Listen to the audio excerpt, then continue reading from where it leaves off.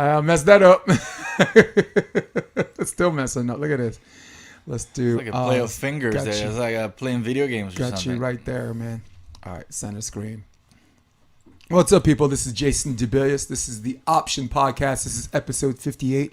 And I've got to give the people what they want. Ozz Borges. What's up, man? Is that what people want? I don't know if that people want Yo, that. listen, there's not anyone in the South Bay that does not respect you. They know you, they love you, and that's why I want you on my show. Thank you. It's good to hear that. I didn't know. Yeah, I know, right? It's good to be oblivious to that too, man. Because this is the South Bay. You look to the left and to the right too much, you become paranoid. that's not God's honest truth. So Oz, sitting there eating a Kit Kat. We had before we got on the podcast, we talked about. I asked you if you were coaching more than playing these days, and you said you really started doing most of your coaching here when you moved to South Bay. The floor is yours. Pick it up. Yeah, I mean, in LA, I really started to coach more, and Andor's the one who got me into it. You know, I was going through a rough patch here, and he's like, "Hey, why don't you come help me?" I really didn't think about that. I was just too focused on a few other things on my career, but I was coming from helping Miami-Dade College, which is a NC. Yep. You know, it's a junior college. It's a junior college. Oh, NJ. Okay. NJ, yeah. So they come in from a couple of championships, and I was, helping my friend and coach there, Nico, with the girls and whatnot, and a lot of experience in that, and also, growing up in Cuba, you're taught when you're learning, you're taught how to teach. It's not just learning; it's just the philosophy. Has to be how do you learn it in a way that you can teach it. That way you actually learn something. Yeah. Right? Yep. There's a lot of ways understanding. It took, for me, the example of coaching, sometimes I didn't get it. And it kind of came out of dumb in a way, but the explanation wasn't good. That's why that I'm well known for analogies. Like I do crazy analogies. Yeah. So the kids can actually understand. I wasn't really coached in a way that kids can understand. Sometimes your mindset, it's different. You're a kid. You're like butterflies and girls and whatever when you're a kid. So to present it in a way that you can understand, I think is more key than having the knowledge as a coach. Coming from that experience in Cuba, then Miami was very easy working with college girls, and here was more with kids. So it was very new, not having to deal with girls or guys that knew exactly what I was, explaining. I had to kind of start from scratch with them. A lot of beginners and middle school and high school kids, and that's mostly what I do now. So that's pretty much what I did. A lot of coaching here in LA, 2013. Alongside as I was trying to still play, but not really focusing on playing. Just all the things in my career that we can talk about later. But volleyball, I think we all know that it is a career like any sport that you have to be 100% in it. And a lot of us, because of financial issues, because of life itself, we cannot focus 100%, and then kind of fades away a little bit. You got a family, you got to feed the family, you got to feed yourself. It's a sport that sadly it is a rich sport in a way, but it's not a rich sport. It's for us athletes and all the pros out there. It's very few that can say that have a career that can make money doing the sport. One of the few sports actually that happens. Other than that, everybody's struggling. That's why they call it. We call it ourselves. Volleyball is kind of like the bum sports, the bum of sports. I mean, you have beach tennis and all the sports that just came out and they have sponsors and whatnot and money, and the players are traveling, and you still have the volleyball players struggling to live. So, because of that, and I. Focus on coaching and, doing the other stuff that I'm doing, which we'll get to. Yeah, no doubt. I'm a little bit older, but I think we're probably from the same school. when you were growing up, and this is just an off the wall question, but I think you'll appreciate it. Were you allowed to take the court, and if you couldn't take care of first hit? Say that again. First hit, meaning serve, receive, free ball, down ball. Did they allow you, growing up, did they allow you to take the court if you couldn't take care of first hit? Let's just say that, in poor countries, let's say Cuba, right? So Cuba is well known for sport, athletes, and whatnot. You don't get to do something until perfection, right? So volleyball specifically, they say that the wall is your friend. Your best friend is a wall. So we have gigantic walls, usually in the institutions that we practice, and you were pretty much 4 or 5 months on a wall. And if you don't get better on those 4 or 5 months on passing, setting, and doing defense, pretty much hitting to the wall and dig it yourself, then you're pretty much going to get kicked out. Like, you have to, get better. If not, they bring in somebody else that's better than you. Yeah. And that's kind of like a beginner. And then there's a very competitive system where like 16, 18 people start, and through the whole year they start cutting people. And by the end of the year, 10 people just make it to the national competition. Mm-hmm. And then those are the people that travel. Yeah, it's pretty similar to Dominican Republic. Yeah, they actually have a lot of our coaches. A lot of my coaches from my hometown, they ended up coaching the national team, the junior national team. Yeah. The system is pretty similar, but yeah, if you don't dominate past set, or at least volley, and a certain amount of things, you're not gonna be able to go and jump and hit. So people, everybody here, when they're learning, all they want to do is hit. It's like, well, you know what? If you can pass, and if you can at least volley the ball, or set it, or do a certain amount of basic things, in a lot of third world countries, or a lot of countries in Europe, you pretty much are not gonna be allowed to go out there. Obviously, it's the thing that everybody loves to do the most. So on your own, you go and try to do it, right? You try to mimic what you see from the more advanced players, but yeah, you're not really able to move on in a way if you're not, let's include into that the approach. If you're not, you do hundreds of thousands of approach steps, you're not hitting the ball. If you don't memorize that, like your name, you're never gonna get a ball up and being able to hit it, because until you memorize that, then you're not thinking about the steps. You're just going and looking for the ball and approaching and jumping and hitting the ball. Right. So that's why it's so important to, learn those basic things and then not thinking about it anymore. Yeah, because if there's something I remember, and the reason why I asked is because I wasn't taught how to play by American coaches. I grew up. If you wanted good volleyball, you had to go to where the immigration population was. So for me, it was the Dominicans uptown, and there's something I'll never forget. It's that goddamn wall. The wall, yeah. It's that, man. The wall is your relationship. The wall is your girlfriend. Always your friend. And then when you dominate things and you learn how to float serve, then it's all like float serve pass, float serve. You do 100, even when you're advanced. You start your day with the wall. The wall is your best friend always. Yeah, very similar. I grew up with some Polish people. Same thing. Europeans are very technical, very like disciplined on that as well. Not as much as I've seen in this country. There's not a concern by a lot of people on technique.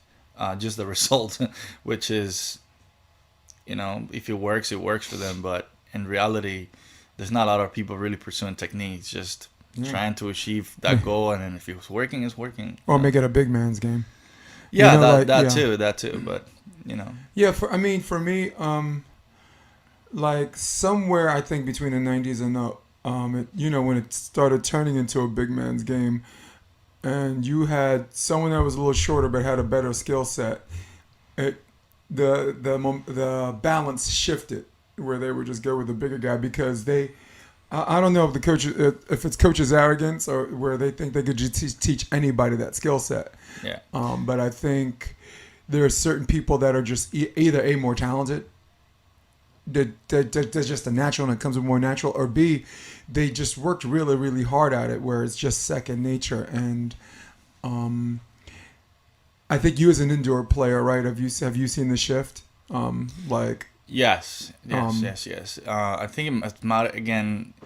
When I moved to this country, I saw more that it mattered here than I was used to in a way. Watching and playing a lot of international indoor kind of at a higher level. Again, I was never able to travel with the team because politically they didn't allow me to in a communist country. Because, factual reasons, I have family outside of the country and whatnot. That's a different situation. But we played really high level and out there indoor and beach. And our thing was having the balls to actually siding out and being able to not, be caught up by the height of these people. So I saw guys that are 5'9", flying chest over the net. Do you think that the height really matters when you're flying that high? No. All my teammates were like that. As you see in Cuba, it's always been a physical animal when it comes to jumping. Like Dennis Marshall, Angel Dennis and Marshall, and a bunch of those guys internationally well known. There are hundreds of those in Cuba. Hundreds. Yeah. Yep.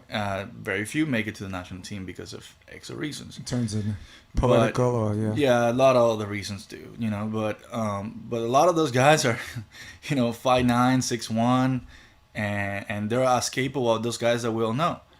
So growing in that and seeing a lot of other people from other countries, like let's just put it right now, like Yoshida from Japan. This guy's like 6'2". It doesn't really matter how high you are as long as you can deliver. It's true. And I'm always amazed that in the lands of these giants and these mythological beasts, right? These just gargantuans. When it comes down to like all tournament team or like best player in the world, isn't it bizarre? Isn't that ironic that it's always the guy who's 6'2" or 6'3"? Yeah, I mean, right? I remember Taylor Sander getting best player. I remember, this guy from Cuba that jumped like 48 or 51 inches, like one best offensive player, and he wasn't even like, Freddie Brooks Bongo. I remember him. Remember the lefty from the 90s, Freddie Brooks Bongo. He had Brooke on the back of his jersey. Brooks, I remember Brooks. Yeah, I was growing up, and you got Hernandez. Yep. Osvaldo Hernandez. Ooh, yeah. Joel Despain. You got Joel Despain. Yeah. I mean, you got so many big guys. Did he marry Maria Louise? I think they. They got married. No, I'm not sure, but no, Maria Louise. I'm actually. I know Maria, and then I'm talking to her about right now. I'm developing. She did a book. And I'm developing a docu-series about the path of the Cuban team that won 3 Olympics in a row. They're the only indoor three-peat team. The only indoor three-peat team. Men or women, yep. And that was historic. And the fight that they had with Brazil and whatnot, it was an insane story. And so... That spilled over after the match was over. Yeah, right? Always. In semifinals. He always couldn't even shake hands like mammals. Yeah, it always happens. A lot of crap talk happened in the middle of the games, and then after, like as they were shaking hands, there always was something going on. That's one that that it was very famous. That tournament in Brazil, right? That they really wanted to win it, and Cuba ended up winning it. But there's many of occasions that they ended up like. Talking a lot and almost fighting because of the fire, and the very respected teams. Yeah. Both they respect each other, but that fire of wanting to win, right? It's how much you really want to win. Yeah. So. I mean, in 2000, I think I believe the Cuba beat China. They I don't remember who they beat in 1992. I know they beat... No, in 2000, I think it was Russia. They beat the Russians. And Australia, and they were losing 2-0, and they ended up coming back three sets. These Russians were tired. I know there's a lot of politics involved in that, too. I know in 96, they were promised that they would get opportunities to play in, like, Japan and play in Italy. And yeah, I mean, always been and I think Castro had an issue with that. There's always been issues with that. I mean, honestly, even if you're able to play outside of the country, like... For example, Osvaldo and Joel Despain, there were guys that played they were the top players in Serie A in Italy. most paid athletes all the time. Yep. And then when they come back to Cuba, then the government keep 90% of all that. And as an athlete, you spending your energy and your sweat, and then somebody else is let me just keep 90% of what you're making. Yeah, I heard a little story in 2000 where Cuba, the women were promised they were allowed to pursue contracts, and then it turns out it wasn't to be, and then they lost the first 2 matches in pool. Now listen, so after those 2 matches, they pretty much dominated all the way to the gold medal. I think it took them 4 sets to beat Russia or China or whatever. But I wonder if someone said, no, hey, listen, let's work something out. You need to win. You need to win. No, I don't think so. No, I don't think it's like that. But it is sad to see there was an assembled team that won the Champions League as Cuba. They allowed them to play, and that's why a lot of the guys, including Juan Torena, when he was playing for Cuba, I think Marshall was on that team. I played against Juan Torena growing up a lot on the national championships, and a bunch of the other guys that they also defected, and they're now like top players, or they were at the time. And all that was because they won the Champions League. Yep. They earned $1 million to split among the team, and they got 0. So they, as soon as they got back to Cuba and traveled again, I think out of the 15, 16 people, maybe 2 came back, and it was the captain, Roca, and Pimienta, the center. That's it. While you're talking, take a look to your left. That's the magnificent run they had pretty much from 91. Yeah, 10 in a row. 91 all the way up to there. Yeah, look at that. Yeah. I just recently looked at the short because that's part of the things that I'm doing with the series that we're developing for that. It's right, incredible, baby. And then you see those only 10, but it's incredibly hard. This is a very competitive. I mean, Soviet Union and China used to dominate, and don't even talk about Brazil. Brazil was top before. This team kind of. Well, the Chinese were really good too with combination plays and staying in system. I remember the unified team, which was the Russians. They made it all the way to 92. I'm gonna zoom in on that one. The United States was a bronze medal winner. They beat Brazil for the bronze, but they met Cuba in the semifinals, which, by the way, went to 5 sets. Yeah. Mariela Luis played a magnificent game, as well as Luis and Ruiz, and our best player, Karen Kebner, our all-around best player, 5 sets, 0 kills. Recently, did you hear that? I actually watched that match recently. That was the curse. 5 sets, 0 kills. That was and she's like she hated to use that like as a straw man argument, but that's the curse, right? That's the curse. Yeah. Yeah. So God bless. And that's cool. You're doing some work with them on that. Yeah. Everybody loves her. She's amazing. And she's a big advocate for volleyball internationally, not just in Cuba. Like, she's constantly traveling and trying to develop more volleyball in poor communities, and she works for the FIVB. She's one of the top spokespersons and advocates for the FIVB internationally. So constantly either doing speeches or trying to help smaller communities and whatnot to grow the volleyball community. So listen, for those of you listening and on the podcast right now, a little brief education on Mariela Luis. She was, in my opinion, the best female player in the world during a three Olympics. The Michael Jordan. She really was. She was 5'6" and can dunk a basketball. Yeah. She was the youngest of 11 children.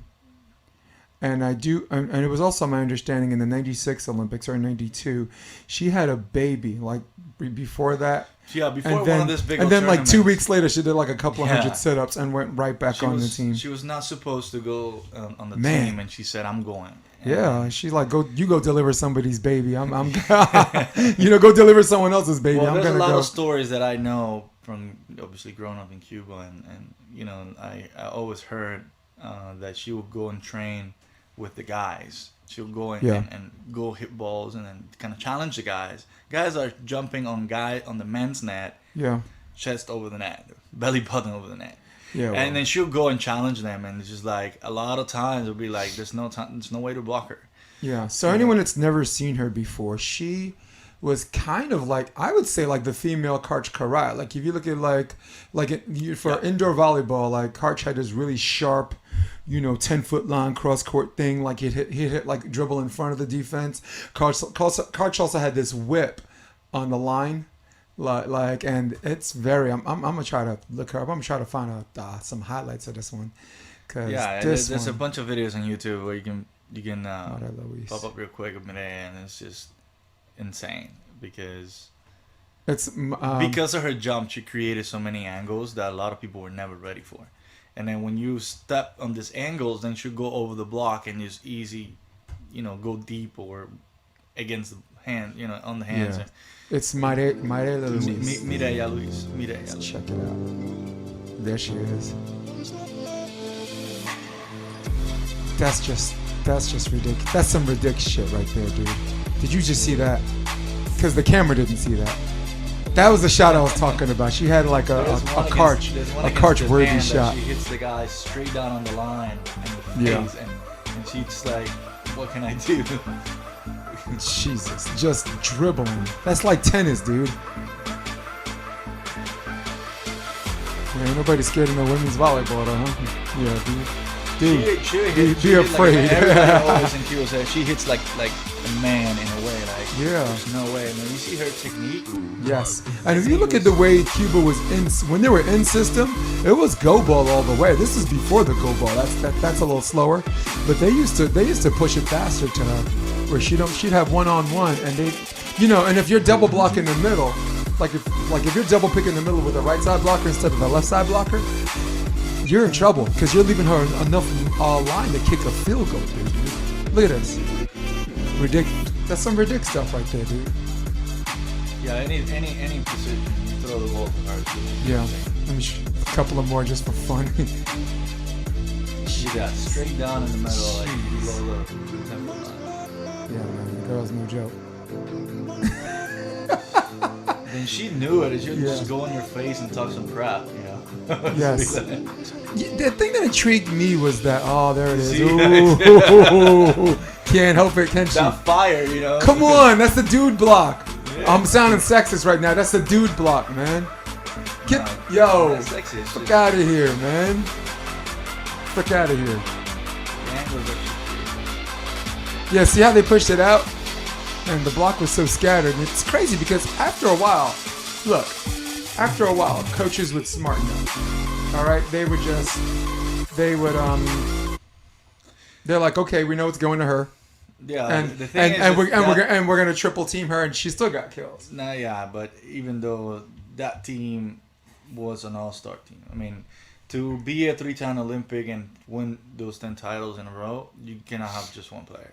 No. Every single player they run the 4-2. They ran a 6 system. They ran a 6-2. Well, yeah, they call it here 6-2. It's 4-2, 4 hitters, 2 setters, and then the setters are always hitters, and then both of the setters were as good as Mireia. Yeah, they're fantastic. They ran 4-2, and then one season they ran a 6-2, and then for a couple of games, and I've never seen this as a coach, but I've only heard of it. They ran a 6-3. It's 3 setters and 6 hitters. Basically, there's a setter from the back row, but the way you shuffle the 3 setters, I'm like, I call bullshit. I've never even heard anything like that. Show me a video, and this is in the 90s when I was like, show me a video. I was at Hunter College for a cup of coffee, like 94, and then I was in Germany, and then they showed me a game, Cuba in 96. I don't remember the team, and I was like, wow. Eat your heart out, volleyball coaches and trainers, man. Explain that to me. I never heard about the 6-3. All right, so 6-2 basically for the people listening at home and mostly real volleyball players because that's Ozz, that's our wheelhouse. The setter usually plays position 1. And there's 2 setters playing opposite of each other, and they're balancing out the attack. Sometimes, when the other setter's front row, they'll just play oppo, where Like in some systems, the setter is really good. They just play outside because if it's a back row setter all the time, the front row setter could play wherever they want. And in those systems, if the setter took first hit, right, you had a front row setter that could do that anyway. So 6-3, I don't even remember it. It was almost like a triangle thing where there was one rotation where there was a third setter that balanced it out because the two setters were effective front row hitters on the left and the right. So they had a third person set from the back row that would just come in. And I've only seen it once. And I can't tell you, and I would love to try to describe to you what it looks like. And I know we're going to be on this podcast for a while, but maybe it was a confusing moment, but I got to tell you, that have you never even heard of it, right? No, the two setters would never go find each other in the front row because they're playing opposite to each other. So that had to be a play where they run somebody else set it, maybe a fake play or something. Yep. But yeah, I mean, in 6-2 here, I call it 4-2. That's what I grew up. Yeah. You know. Well, 4-2 here basically is whatever. It's a front row. Both setters stay front row. The setter back row probably just hits D zone or just plays D. So 4-2 is like front row setter 2 hitters. 6-2 back row setter 3 hitters. And now I gotta look it up, dude. I'm busy. Yo, we ain't got no tech person today. Guess what? Volleyball 6-3. That's what I want to look up because I've seen it on the national stage and it was only done by the Cuba women's team. Volleyball. What is 6-3? Let's check that out. 6-3 requires you to have 3 very talented and versatile. Come on, we need to educate everybody. A 6-3 requires you to have very talented and versatile players on your team that can do everything and do everything well. All 3 need to be able to set, hit, block, play middle, outside, and right side hitters. As for the other 3 positions on the floor, you can mix and match. I am telling you, no coach practices this. This is, you want to talk about something that's defunct. Well, we do have to learn every position. Like, I mean, when I played indoor, I had to play every single thing. You know, you have to learn, like I said at the beginning, you have to learn how to, learn the everything, but also be able to teach it. So that means you have to learn how to play every position from the middle to outside to right side to libero to setter.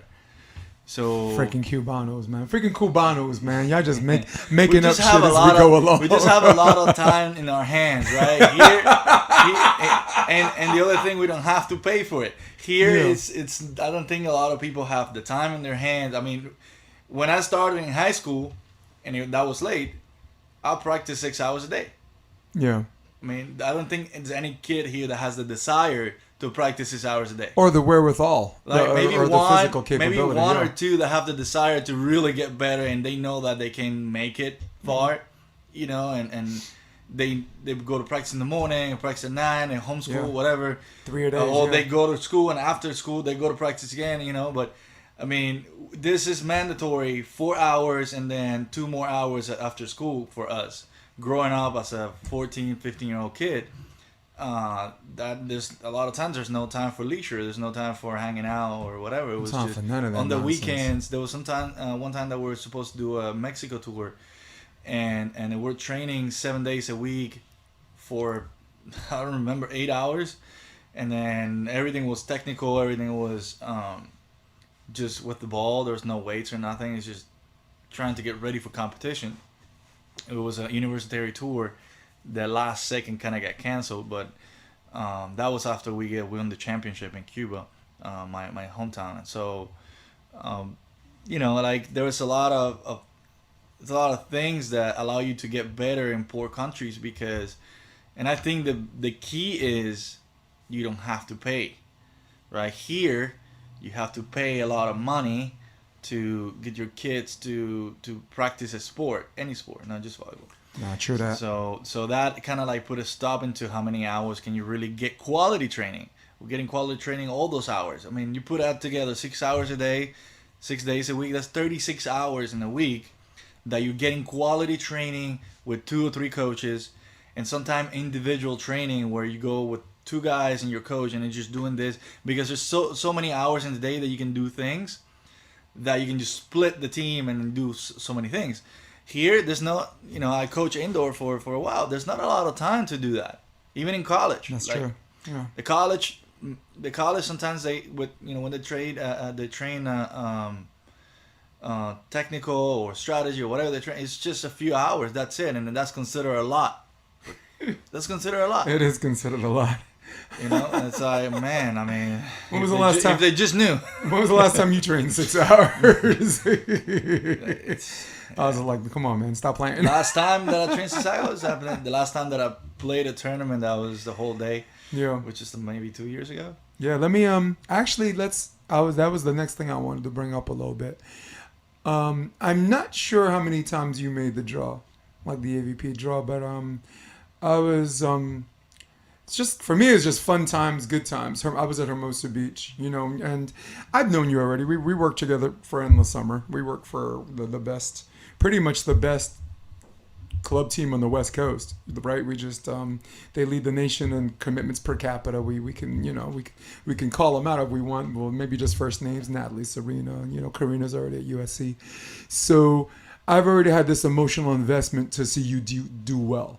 So I bring your attention to Hermosa Beach, playing with Brazilian Bruno Amorin. Yeah, you guys did a really, really good job. You didn't have an easy bracket. I thought you had some, well, maybe easy if you're into schooling young cats. Like, you had a lot of young upstarts. I think you had Hagen in your bracket, and you had a lot of guys that if you let them, they could out hustle you. But they're shown that they're really tough. good. So we could talk about the path to the draw, but I'm gonna bring your attention to the draw. You played Rafu and Peter Marciniak first round. I think you lost 21-18, 21-18, and which by the way was their closest. They were winners bracket all the way to the semis. Yeah. That was as close as they got. We did in the warm up. We gave them an incredible first match, and because no one was even close after that. Like, they beat Mayer and Casebeer 14-14. I mean, that doesn't mean that we would have beat Mayer and Casebeer and the other guys. No, styles make matchups. But we were playing so well in that draw, and that actually was the first time that me and Bruno step on the court together. Get out! Shut the front door. Yeah, we almost got in a fight because two fires together, and we were like yelling at each other in the first. We lost the first game of the day real bad, and then we were like yelling at each other like what to do and not to do, and I was like, listen to me. I'm behind you. So just listen to what I'm telling you and do it, and then you see we're going to win. Don't be selling me out. No, it's just like when you step on a court with somebody you don't know how do you play, and the little things they do. It's tricky to catch up too fast. Sorry. Right. So it's easier for the blocker to adjust than the defender, because the defender is seeing everything behind. It's true. So the defender can say, hey, I need you to just do this and stick to that. And you can kind of adjust because you're seeing everything from a little further lens. The blocker is just seeing the ball, and then it's too fast for them to really, find adjustments other than what your either coach or your defender is telling you. That's why the defender is usually kind of like a coach on the court. So that was kind of like, I want you to do this. He's like, we were talking about, things on the timeout or on the court. And if you watch the matches, we're always talking. But the first match, it was insane. We were losing to, a team that we should definitely not lose. You're talking about the quali, right? The quality. That was the first time we actually stepped on a court together. Wow, dude. You played Ospina and Danley, but I think that was second round. No, that was the last round. That was the last round. And you played Smith, Cole Fears and Hagen Smith, St. John's kid. That was the best and hardest match. Actually, after that, I almost cramped out. It was so hot that day. Yeah. Two young kids, but two setters, man. Two just intelligent players. They're hustlers more than anything. They're like Cole Fears set for Stanford, right? Mm-hmm. Hagen ran a 6.2 at UCLA, with Micah Maha. So, setters, those are probably the best players that transition from indoor to the beach as far as like right away, because the skill set is already there, right? Outside hitters too, right? First contact at the high level, ain't nobody passing with their hands anyway. So first contact is there and this and that. So yeah, so that was that the one you had a little static? You and your partner, or was the game before that? Say that again. Was that with the game you and like Bruno had a little static? Yeah, just no. It was the game before. It was the first the first game in a qualifier where it was, talking, try to get better. We lost the first game and it was a shock for us. Like, how can we lose?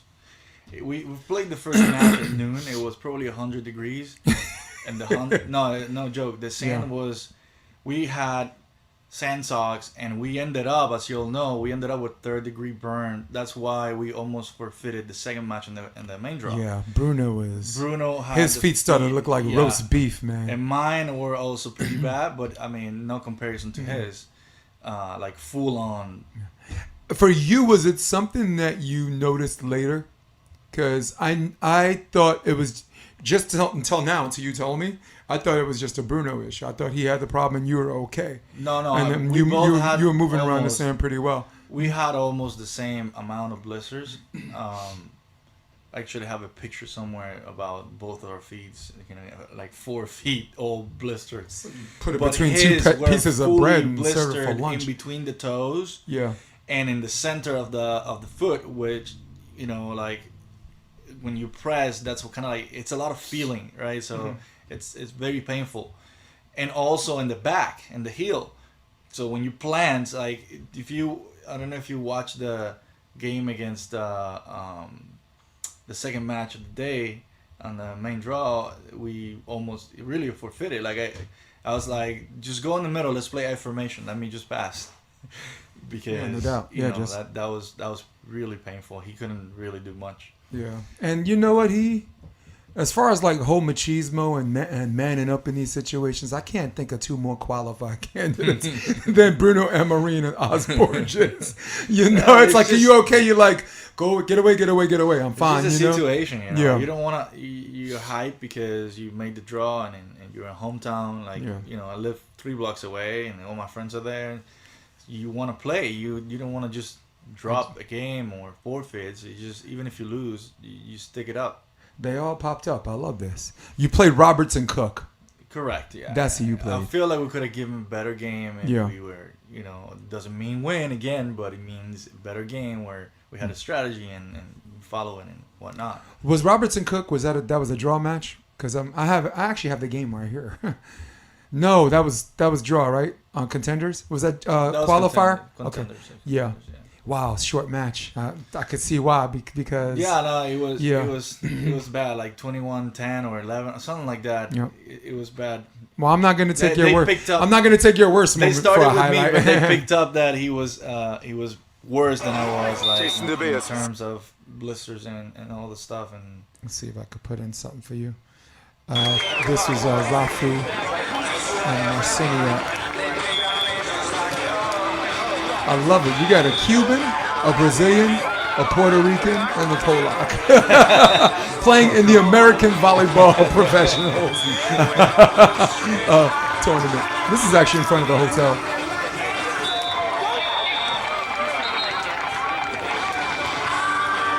Bruno stay disciplined on that block, huh? Right? No, because sometimes you want to go after the hitter, right? And you're tempted to just abandon your whatever. And I'm sure that's a conversation you got. Yeah, it was more about staying disciplined and it's just hard when you play indoor and then you continue playing indoor. He was still playing professional indoor until last year, I think. So it's hard to adjust to not chasing the ball, right? Instead of chasing the ball, you got to just go over an area here at the playing beach. So because you as a defender, you're putting a lot of trust in him too, right? Like if he says he's going to block cross, he says he's going to block cross, you're not going to move away, and then the dude hits line. Dude turns around, and is like, what you doing, Oz? You could tell me, dude. So very, very glad y'all did that. And Bruno, I actually chatted with him after he won AVP America, and I think it was New Jersey. I think it was Atlantic City. Him and Angel won together, and I was very, very happy. I was mad at him because he said that the Angel was the best cue. I don't understand. Get out of here. Hey, Bruno, we gotta come have on. a talk. Yeah, man. we gotta have a talk. Man. Yep. I don't understand. Come here. I'm kidding. Scumbag. Come here. But no. Like I'm happy that he definitely took it more serious. Again, I don't think I ever had like the time and commitment to I travel for a year or two. Yeah. And not like a couple of, like Rafi, for example. He's like really committed. Like he's Yeah. traveling a lot. A bunch of other guys are, but it takes that hard work, like anything, So.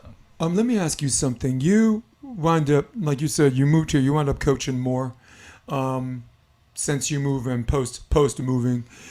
Do you find yourself being able to communicate with your partners better as an athlete, as a professional athlete? Has coaching helped you with that, or has that always been with you? No, I mean, because we've done some training sessions. You guys actually. I'm usually the guys trying to help train you guys, but I went to Carmel last week. you guys actually trained my old ass. I have 50-year-old behind. No, it's just communication and understanding. I guess I think that's come easy. We gotta know that this sport is like many sports. It's communication and being able to understand each other when you're in the court. Know exactly what you want to get out of each other. Yeah, like the whole we were working on short bowls, like shorties coming in, and your ability to just use your knee to sand or whatever, and this and that. And I have taught that before, but as a player myself, like an indoor player who has learned repetitiously to do it a different way. Like you ever watch Karch? Doesn't hit a knees, that he does something different. And of course we're both willing to concede that there's more than one way to skin a cat. But I think for me, in order for me to be a better teacher of it, I wanted to understand physically how it was done. And that day when we were doing it, you're like, Jason, you still didn't hit the knee. Still didn't hit the knee. It was for people listening, it was Rob DiAurora, Rob McLean, and Ozz and myself. And I guess sometimes Gus Gustavo, who's the assistant coach at USC, who wanted to join in. For myself, I thought I understood it better on a personal note. I understood it anyway, but there's levels, just like there's levels of teaching someone how to do something. There's different levels on how you understand it and how you get it. Yeah, again, it goes back to actually being able to deliver the message. Doesn't matter if you know it. Like there's a lot of people out there that know everything, but how do they make the other person understand what you're trying to say or what you're trying to teach? It comes with that. If you're not able to deliver that message and let the person that you're teaching digest it and say, this is how it is, then you haven't achieved your goal as a teacher in a way, right? When you're coaching and you're teaching, right? Yeah, it's pretty much your only job. So, you teach it the right way, and then the other part of teaching is repeating it 100,000 times, where you find yourself, or kids find themselves with a lot of people out there that might teach it the right way one time, and then all they do is just throw balls in, and they never repeat it. You know what? Like any kid that you're growing at home, you gotta say no 20,000 times. We're gonna be going for the electricity cords, or they're gonna be going for other things. So you gotta keep repeating these people that you're training constantly the same thing, and go over the technique 100 times so they can actually learn it.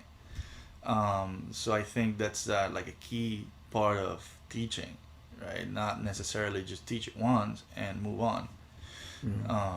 But again, that's just me. Everybody else does their thing. I don't criticize. I'm saying and to me, there's more than one way to understand or appreciate something. I'll give you a theater example. Like before I went to school for theater, I was in the BFA program in Marymount, Manhattan. Like in movies, I would sit through the credits because I thought it was like a respect thing, like a general respect thing. But then when you finish acting that first year, your 4 years of acting, you're like, okay, I appreciate more. I appreciate sitting through the credits more.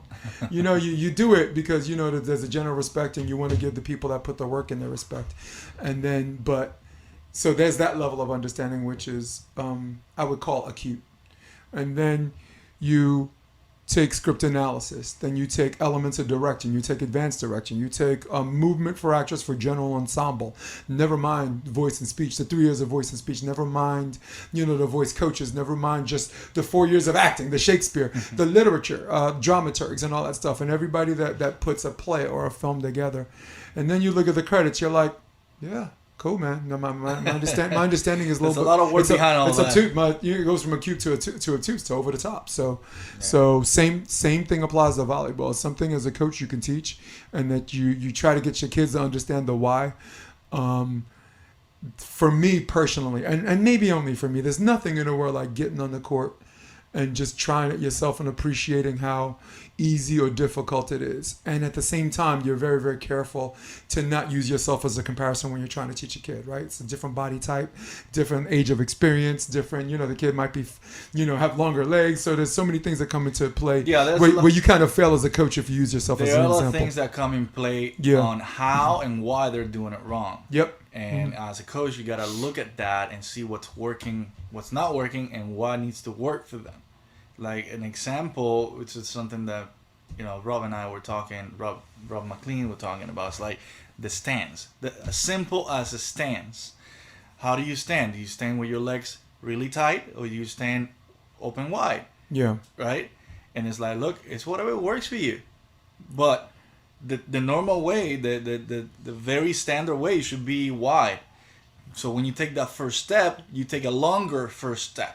Right, not wide like a split, more like a wide where you can move agile, and then you can actually take a fast step forward, sideways, backwards, whatever it is.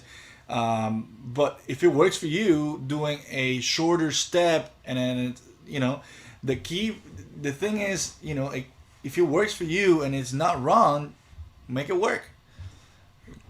If you're not gonna be breaking the whole standard things, like be doing it wrong, why not? Yeah.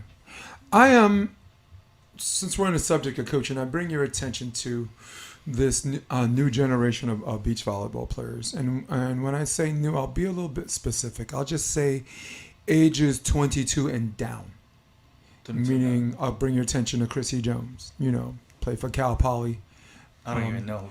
Quincy Jones. Yeah. Wherever you are, whoever's listening, I want this woman on my show. Find her, seek her out, make her understand it is the right way to go. This is the Option Podcast. God damn it! Find me, Chrissy Jones. All right, 22 years old, right? Play for Cal Poly, made the semis, and Hermosa Beach last year, and also made the draw all 3 times for this 3-week series. I've been watching their games. Dude, I want her on the show because she's the best player no one's freaking talking about right now. Why are you not talking about this woman right now? Why are we not talking about this woman right now? Criminal. Shame. Yeah, very disciplined, very technical, and I think for her height, and then she's, again, physical, jumps very high and all that, She's mentally not too high, not too low. She's the next upcoming star. And a cool head too. Yeah. Doesn't seem like her big waves don't crash. Exactly. Her big waves don't crash. So all right, you got her right. You got Kraft and Maple, who at 15 and 17 years old finished. I'm lost 5th. with a new generation. If I don't see it, I'm. No, but I'm just gonna throw out names. Some of them you may know, some of them you may not. The Norris twins, right? They're freshman year at USC. They made the main draw a bunch of times last year. And you watch this group of girls coming up, pretty much from 22, and Kraft at the time was 16 or something like that. Maple and Kraft were 16 and 17, finished 5th in Hermosa. And you look at this group of girls from ages, I'll just say 15 to 16 to 22, just kicking the crap out of everybody that's in between. And when I say in between, I mean this huge gap between Ross and Kleiman, Flint and Day, and whatever. The top 2 teams, and there's some middle of masher teams that are like around. But you look at this big gap of girls right now who will see these girls come up and be like, I need a coach. I need a real coach. I need to re-examine. I've been doing this all these years. Never mind the huge patch of people that have been in the qualifier trying to make the draw, and they're just giving the AVP their money. They're here to have fun. They always say, I'm just playing to have fun. But we know that's bullshit because somewhere in the middle, that ain't fun no more. They're serious. It's game 2. They're trying to find a way. Yes. There's no fun in losing. No, but sooner or later, I don't believe in anyone that tells me I'll play. Jay, come play. It's going to be fun. Man, you're going to have to miss me with that one. But anyway, I guess my question, it is my belief, and I'll tell you, and I might ask you if you co-sign on this or not. It is my belief that since it's become an NCAA sport, And since it's become a business opportunity for coaches for monetary gain, it is my strong belief that these girls are the product of better coaching. These girls coming up from 22 or whatever. Look, all of these girls in the middle of the pack, they can all jump high. They can all block. They all got good jump floaters, got good serve to space. And the thing that I strongly believe that divides them, that divides this new wave of girls, the McNamara's, whatever, this tall, either them two. Tina Gordina is going to the freaking Olympics. Tina's Latvia. She when AVP Hawaii happened, Tina qualified for a bid tournament. Dane just lost his best pair one player to the Olympics. Dane Blanton at USC. So, and it's my best friend's goddaughter. So, Latvian. So, 21 or whatever, I don't know. So it is my belief that not the coaching's changed, but the coaching's been more involved in that age group that has allowed them to get better. Your thoughts? He's like, I don't even know what you're asking, Jay. I mean, I don't really know, man. I mean, look, there's a lot of athletes that are born with the skills that are able to pick up things real fast. Yeah. So what you have to do is point in the right direction, and they'll pick it up in a second. So they get better faster. And a lot of these athletes that you're mentioning are that, right? They really are. A lot of the other ones that kind of develop late. That was, example was me. I developed very late. But, everything is done in the beginning. It's the example that I always put is professional athletes. When you get to the NBA, you're learning a few tricks, but you're not learning how to dribble. No, you're not learning how to shoot. No, you didn't learn how to block. You're learning maybe if you see the guy doing this and you do that. If you see the guy shift and you shift, you're learning strategical things. So a lot of times when these coaches get the kids or the athletes in a older age, they get a lot of credit, but all the work has already been done. The credit goes to the coaches that started with the kids when the very beginning. They taught her the right approach. They taught her the right technique. They taught her all the little things that matter, that they can, all the skills that you can give them so they can go ahead and put it all together and become that athlete they are. So yes, if the coaches are involved and whatnot, and they're successful, the athletes later, okay, no disrespect or no credit to them, they have credit because they're coaching them through that success. But I think the biggest success is to the coaches that raise these kids from sucking in a way. Sometimes these kids suck to making them great, right? That's it. I mean, I think, again, if you go back to the same example that I'm putting for pro athletes, you're not going to ask, I've seen plenty of college, everything. Again, I started coaching in Miami-Dade, in the United States, in Miami-Dade. I've seen plenty of it. And there's not enough time for coaches in the day to coach because of regulations, and in the week to have, because it's a certain amount of things. So they don't have the time to go and rework an athlete to do things. Right? You want to rework a technique? Oh, you know what? If you don't know your technique, you're not going to play. No, of course if you don't know this, you're not going to play, right? So a lot of these great athletes, they're already great when they get there. All you have to do is just feed them. Just add water. Yeah. Mm-hmm. That's it. Yeah. Because a lot of these coaches honestly don't want to, or they will never be like, you know what? Your arm is low. You should be hitting the ball higher. You're never going to tell, like very few ones will do. The other ones are like, well, we got to get better, hit this or that. But that's it. That's as far as it goes, Again, I'm not specifically criticizing anybody. It's just what I've seen.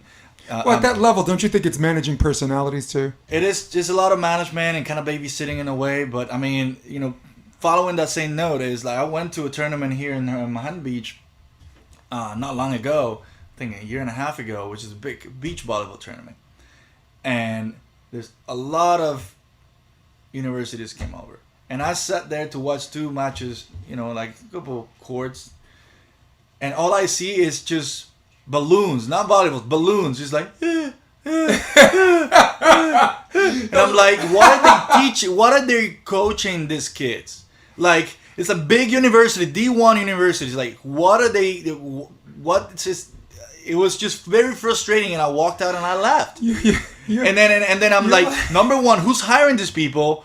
Number one, why are you getting this? Why are you not teaching these players to do X, Y amount of things? Like, there's a lot of things involved in all these things that you're trying to find out. Yeah. And it's, I don't know, it's very complicated in a way. But I mean, for me, I coach honestly for the love of the sport and because I really want to pass on to, my knowledge to the kids, and I really enjoy doing it. But it's nothing. If I really wanted to do it, I really would have pushed to get one of those D1 college or universities coaching, and then I would have make it a good like a USC, like they know what they're doing. But again, a lot of these universities pretty much are wasting their money. I'm like an old school Cuban comes to the scene and you're looking at balloons. I could picture you with the sunglasses like this. Look. No, I was sitting with a friend. I was like, "What's this? This is like." You feel like it's a watermelon, like, these balloons, the beach balls, the old school beach balls are like this big, going back and forth, and then the softest balls, like, why these girls don't know how to hit? Why don't they know how to shoot the ball? Like, it's like nobody blocks, nobody does it. This is college level.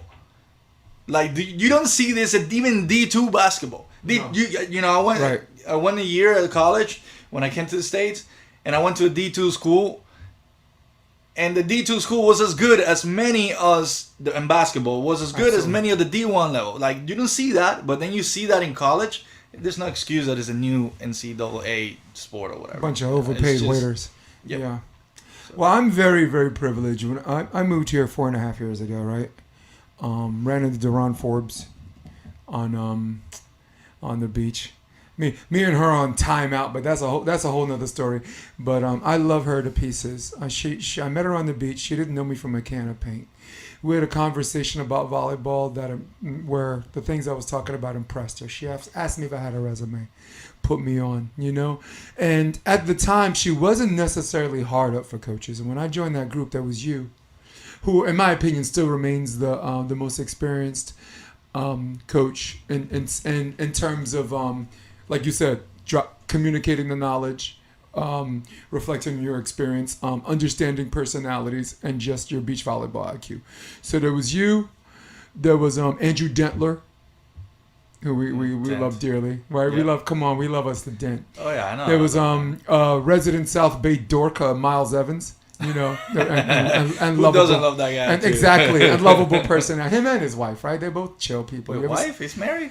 Yeah, he's got. What? Damn, I just blew you up. At least I think it's his wife. It's his girlfriend. I see her at karaoke all the time. Yeah, girlfriend. But she's someone that's a female him. She's actually. In fact, I think she's a little bit more extroverted than he is. So, I got you. I got Miles. Who Miles ain't a real coach. He wasn't a real coach. He was coming in and out. Like, he was playing. I call him a player coach. Like, a player coach is someone that's not going to hurt a player's game. It's just a question of how much they can help. Like, someone like Miles will never, ever hurt anybody's game. It's just the level of how much he can help. And depending on his personality and the player, this one a little bit, and this one, hey, they get along a lot bit. Where I thought you were just a straight up coach, and everyone got significantly better. Andrew picked up some stuff for you. So I was the fourth coach coming in. I already had, not only did I have 3 guys, that had a ton of more beach experience, because I came in as a pure indoor who only played in Central Park. I used Central Park the same way indoor players do, the cross train. Like the beach guys use me because we're the best blockers. We just bring the indoor block going after hitters. So they use us and we use them. We come back indoor, we're the best trained, the best conditioned athletes. So coming in was really, really, it was an honor and a privilege to work with a bunch of you. And of course, coaches change. Jaron Barreto, very capable coach. Jeremy K-Spear was with us for a little bit. Again, player coach, but I give him a little bit more props because the more clinics you do, the more he learns himself. So we don't compartmentalize someone in one category from 2 years ago and then say they're that same person now, because that's fucking lazy. We don't do that. So that's why I asked you a question about the skill set and this and that, because us alone, we're responsible for a lot of these girls going to college and you know, and college is seeking them out, and it has a lot to do with what you did, just taking people back to the old school, first hit. Yeah, there's You know? a lot of people that come in at certain points and help the kids many ways. So, you know, I think that's so important. And a lot of the kids, you know, there are a few that understand that, and you know how hard work they need to do in a way, right? A lot of them just kind of going through the motions. Like, oh, I'm going to college. Oh, I'm doing. They don't really understand that it is hard work. Now, so you get there, they've done the hard work to get there, get to as good as they are. They'll PT you to death, man. Training. But then once you get to that level, again, there's no more. They need to get better now, because when you're in college, if you're not at that level, going back to the same thing I said, they're not going to spend 2 hours a day that they can spend it doing something else to teach you or reteach you into a certain amount of things technically or whatever. You know, maybe 1 or 2 if they really want you and need you. But if you're not at the level, if you don't have there's 10 more that want that scholarship you have. A lot of the kids that we coach don't really understand. They have all the skill set and all the height and all whatever. They don't really understand this. They're just like, whatever. I'm good. I'm winning tournaments. Well, they're also the recipient of good politics too, right? If you're already in the South Bay, it's someone that doesn't have to travel to see you. They see you, and like you said, you know, if you get that first opportunity, someone offers you a bone, man. You know, but it happened plenty of times. You see play. the girls, like I've seen plenty of the girls going into college. It's too hard for them, or they can take the pressure. They quit. Yep. You know. Well, that's the life of a college athlete, right? Some. No, that's the life of people, certain people. Right. If you're in it, you stick it out and you finish and you go for the win. And you don't wait for 3 years to see if you start. You go and try to start in the first and the second year. You also, and I think these athletes also have to ask themselves, do they want this to be their 12-month or 11-month experience? Right? I know the season's only 2.5 months, but they're, you know, they have these captains practices, they have off season, they have a long non-traditional season, then a preseason. So when you go to college, you have to tell yourself, it's like, are you snake bitten by the volley virus enough where you're more than willing to accept this to be a 12-month experience? Me? Hell yeah. You at the time? Yeah, you lived and breathed that. And some of these girls that are really good, that got good so fast, Ozz, it might not be, to at least to their credit, at least if they're old enough to understand that they don't want that to be their 12-month experience, then they got to get the fuck out. You know? So yeah, there's a lot. Again, there are a lot of elements that go into that. Yeah. There's the school sport stress, because they got to be able to deliver in school as well as able to deliver in sport. So a lot of people are not a lot of the girls and even the guys. I'm gonna say we're talking more about the girls because, you know, I coach 90% of female athletes, right? Yeah. So that's why I said, you know, girls, that 90% of the people that I coach, you know, young high school, middle school girls, when they have the stress of school already, because high school is hard, and some of them are taking advanced classes. So that's hard. But then they go 1 hour, 2 hours to practice. That's okay.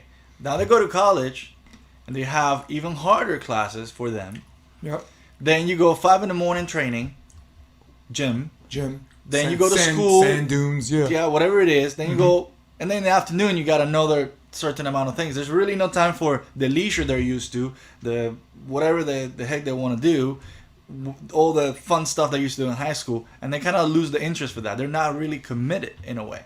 They, at this point in high school, they really haven't sink in yet. No. They're just excited about going to college. They're excited about this, excited about that. They're getting a boyfriend or whatever. But then they get to college and they have no time to see the boyfriend. Or if they have time to see the boyfriend, they're failing a class. Yep. You know, like there's a lot of other things that come in that, you know, kind of put a stop on this athletes becoming better at certain points. And again, a lot of elements that go into that. Yeah. But, so I'd like us to move on to the let's other. Move on. But before we do it, you have a special place in my heart. You became my close friend because, big up to Andor. And Andor Volleyball 1-on-1. That's our man, and I'll leave that at that. And Andor put me on the map too, because I got to do beat reporting under his banner, where I got to talk to pretty much every single person from the #1 ranked player all the way down, and international players too, Rengeri, Ludwig, Walkenhorst. So big up to Andor for that. But yo, I fell in love with you because you survived my driving. Yeah, dude, not recommend it. No. All right, so guys, I'm gonna give you a description of Ozz as a passenger in my car. So I'm sitting there running my mouth because I could talk 100 miles an hour, and Ozz is like, "That's our exit, dude." And I'm all the way on the left. I'm like, "No problem." Boom, left lane, middle, second, third, fourth, fifth lane. Boom, so we're out. Beep, beep. And I'm about to make a U-turn. He's like, "There's no U-turn here." I'm like, "Dude, there's nobody watching." He's like, "It's a cop, Jason." It's a cop. It's just, and after a while, I think you didn't get scared anymore. You just went like this, like. No, I literally just kind of like a military guy, kind of holding myself for dear life. And the worst part is I don't even know why I did that more than once. Because I rode with you like 3 times. It's done out of love, man. It's done. That's called a labor of love. No. You did that out of love. That was not fun. Let me tell you. It was a 45-minute ride, and we made it in 20, and it was the scariest 20 minutes of my life. I'm like, dude, shit, we're early, and you're like this, like. Of course we're early. That was bad, man. Yo, we left the cops. We left the helicopters. We did a Grand Theft Auto like 4-star thing.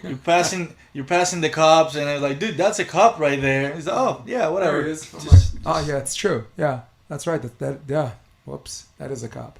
Yeah. How the hell did I not? Now am I not in jail?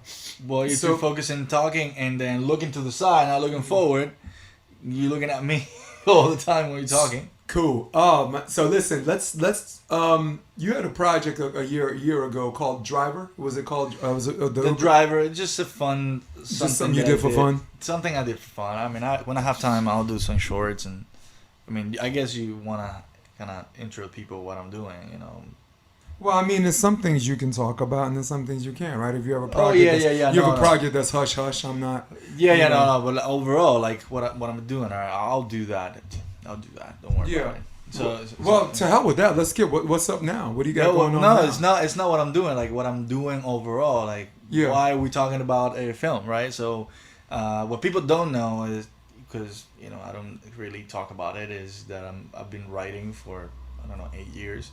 And writing not books, but I write screenplays and for TV and movies. So I own or run a company with ex-Dodger, more known as the Wild Horse, the Cuban. Yasiel Puig. Yeah. He was the light of the Dodgers until he got traded and whatnot. But we're from the same hometown, and we launched a company together, and that's why I've never really got 100% into professional volleyball. Like it was hobby, always been a hobby. So over the course of the years, just working on certain areas in entertainment, and now a lot of things are capitalizing. But casually, whenever we have time, then we'll go and shoot a film here and there, short film, usually comedy, something to have fun with. And The Driver is a film that I had Jason be a crazy guy in it, so it was a lot of fun to see him do what he went to school for. That was hilarious, dude.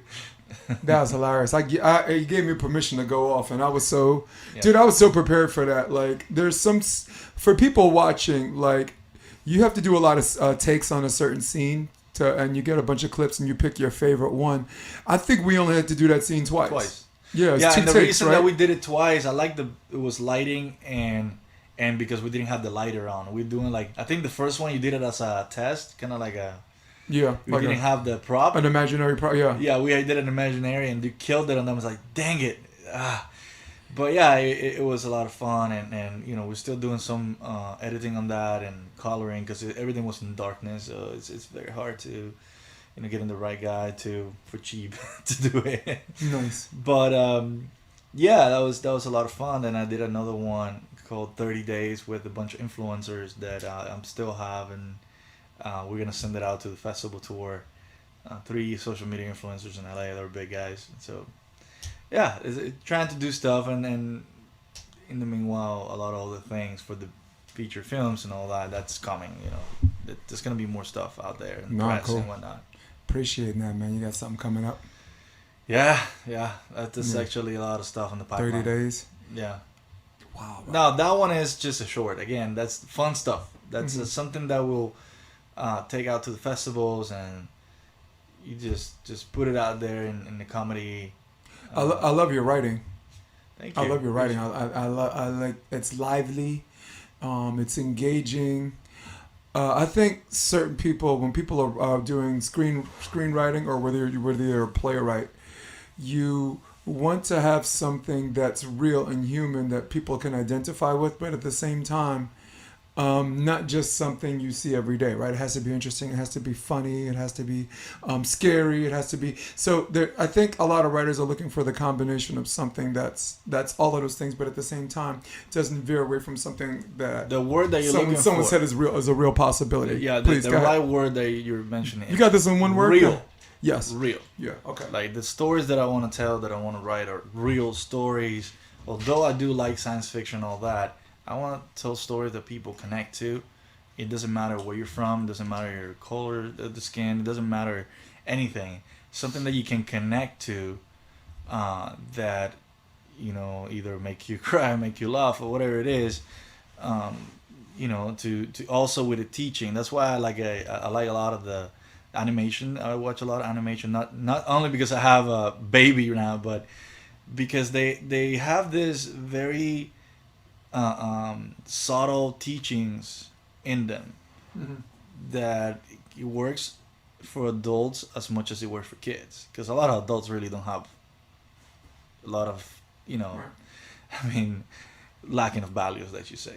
Okay. So animation kind of like reinvigorates the values and certain things, and I like to watch an adult animation because of that.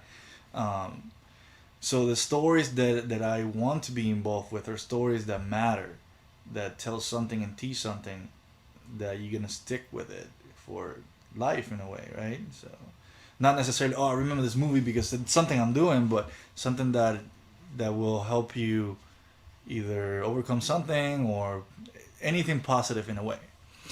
So yeah, that's what we're doing, and a lot of the projects at hand that we're doing at the moment, they're all about that. It's shining lights in things that people don't know, like a film that I'm doing about the Porter veterans. That's been a thing now, but it's been happening since 2012. Lately now, since for this election and all the drama happening, people talking about the Porter veterans. Why not talking about it for the years that's been happening? So we're doing a feature film now. So it's an opportunistic time to yeah, we've been wanting to do it for a while. We've actually been Yeah. on this road for a while, but it's something very special for us because we can. You're a veteran. Yep.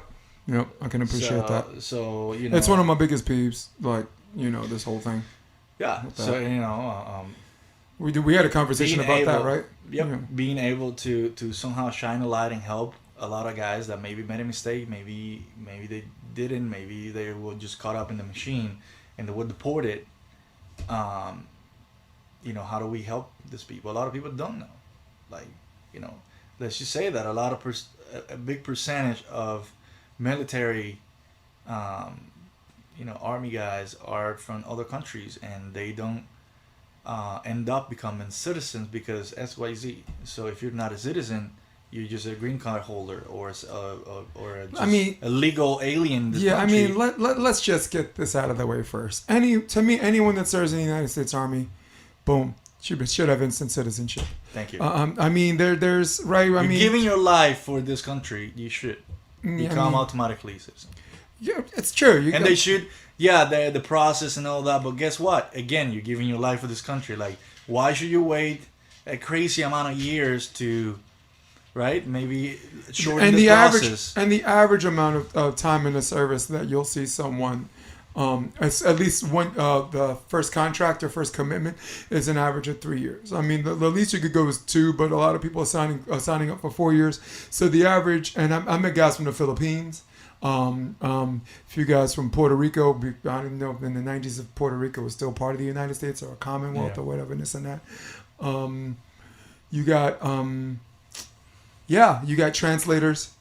Yeah, you got all Germany, kinds of, you got people in the army or any branch that they're signed up because they need to eat or they want to have a career, whatever the reason they are legal in this country, but they're not citizens, and the process lasts 6 to 7 years. So what happens normally, which a lot of people don't know, is through that process, if you're doing a tour or if you're somewhere else, or even if you're in the United States, a lot of these guys do not or forget to become a citizen because the paperwork, so there's not like a lot of help or reminding from the army, like, hey, why don't you become like they get the mail somebody else. There's so many factors when you're out processing. Processing, right? There should be an area, and I don't know if it exists, by the way, I'm just talking out of my head, but there should be an area where, like, you're in the army, you're serving, or you're in the military, there should be an area only for the military people to become a citizen there, not having to go through all the craziness. Because when I became a citizen, it was a nightmare. It was a nightmare, like filing paperwork and all that, and it took months and months of stress. Like, they could tell you no, and so on. Right? Like, everybody goes through that as an immigrant. I mean, well, the army does have something like that, but it's not extensive enough. Like, when I left, they can show you how to find a job, but I think that they can spend more money on how could I say, showing people, just showing examples.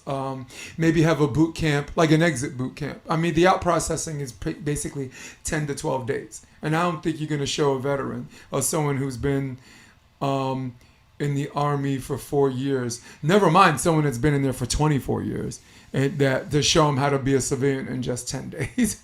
It's not, I mean, it seems like it's plenty of time, and it seems like all of the time is devoted to that, but there's a lot of nervous energy too, man.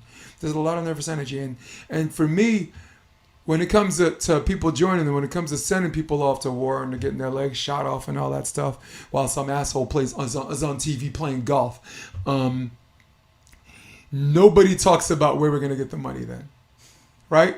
When we have to go to Iraq, when we have to go to Afghanistan, when we have to go to Syria, when we have to go to all of these places, right? When we have to invade Grenada for 2 minutes, nobody, when they're putting in paperwork, as far as balancing the budget and military spending and how we're gonna get the money, you never, Oz, hear anybody talk about how we're gonna pay for this. You never hear anybody but when they come back, and VA hospital needs more funding, or something like VRAP, Veterans Retraining Assistance Program, only has 40,000 applicants, but you got millions of vets out there. And I'll tell you about VRAP in a minute. But when it comes to those things, we can only do this amount. Where's the money? Where are we going to get the money from? That's bullshit. Absolute bullshit. You could spend all that money to send someone to war and stamp on your own ass, big old red, white, and blue, and talk about how American you are and how patriotic you are. And if you don't respect, if you don't support the Iraq War, you're not American. I support you. Support the military, never mind the war. But then when you come back, entitlement spending, kiss my ass, kiss my red, white, and blue ass. And that's the biggest problem I had with that. I had a problem with the funding, and I have a problem with the management of funds. Like you can throw money at a problem, but if the people in charge of how the cake is being sliced up is not right, then you just throwing money into the fire. It's like a money to burn fireplace. You got old money, just throw it in there. Yeah, I remember you mentioned that the difference between the New York VA and the LA VA is very, very different. So, and similar funding. And the New York one, the James Peter Medical Center, is awesome. People look at home, okay? There's two VAs. There's one on the Lower East Side, 23rd Street. I don't know if it exists anymore, but there's one in the Bronx called the James Peters VA Hospital, and it was awesome. It was awesome. Plus, everyone is served as your brothers. So you're there, you're in this familiar territory, and everybody's saying, what's good to everybody. The LA one, dude, I told my wife, I'm like, we need to go on your plan. We doing this as fast as I can because I don't, it was a horror show. And to me, it was a testament. I don't know, I know correlation's not causation, but there's enough correlations to suggest that two big cities got similar funding, and one is being managed properly. And you got help from the outside, and the other is being severely mismanaged. I mean, Hospital for Special Surgery, one of the best hospitals in New York City. Those guys are volunteering their time. Those guys are doing two nights a week, or afternoons or whatever free time they have off their watch, and they're going to VA, just because they can. So I mean, they're that's called good management. Yeah. So I mean, and I have a huge problem with that.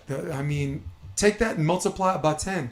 Anyone who serves in this country that doesn't have their citizenship, as soon as they get this thing right here called an honorable discharge, I'm gonna take my camera and I'm gonna point it at that right there. Where is it? Let's go on my camera. Bear with me, people. I'm gonna do one of these. See that thing over there? That's an honorable discharge. Department of the Army. All right. You get one of those, you shouldn't even have to ask for citizenship. Citizenship, you should get a pat on the butt, you should get a peck on the cheek, you should get one of those Statue of Liberty you could squeeze on the head or up that giant schmuck because you served this country. All right? Give me a squeeze for America. Whew, so, now I'm done. no, I agree. There's a lot of, I don't know if there's a debate up in the high ranks about any of this, but people are looking more into the border vets issue and what's leading to that, right? Like, don't get me wrong, if the crime is bad and you betray your country and you're not a citizen, yeah, by all means, of course, yeah. But anything that says honorable discharge, you serve X amount of years with honor and distinction. And a lot of these issues happen sometimes after they're out of the army. So the army says, oh, they don't belong, or they're not in the army, right? So that's why they kind of disguise it. They're vets. So a lot of it, they come out with, PTSD and other personal issues, and the help sometimes in different states is not there. So so the army says, not my issue, and then they do something criminal, or they need medication or for mental health help, whatever it is, but then that is not your problem anymore. That's what they're saying. So they're not citizen, and what they do, they end up deported. So it is sad to see that. So again, we're just shining some light on issues like this. So that's what we're doing, is just, things that matter, like something like that we just talk about. Muy importante. Muy importante. Yeah.